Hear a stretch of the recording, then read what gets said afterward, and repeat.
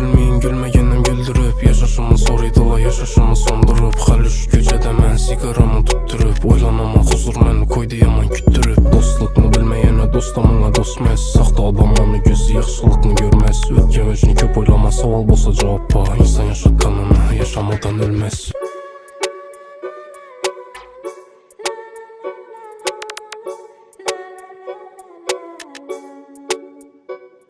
Sana gülüm demem, günüm rıksık olur, az olur. Gülgeningde buz yüreğim özgeredi, yaz olur. Kim dostunu sası yıkılganda dostu zar olur. Gülüp ötür güllerini qarıganda an olur. Sıla yurt sıla men, dertler izi bestemen. Bir kız bakalım men, şu kızı xestemen. Yaşlılıknıdım istedim, ilacı yok bilsemem. Arkaga kaytar edim, bir imkan verseler. Dertlerini görüp durup bilmegeni aladılar. Yine ağır geledi künglimni açmağanım. Köp kızlara vaxtım yok, meni doğru düşüninle. Men rapper men, mikrofonum meni dostum olur. Berem bastım, asta kadamla. Meni daşa uzdaki kardeşlarıma salamla. Hakikatni yazmasam noğa gerek bu kalamla. Hafa bolsam indemin git adamman.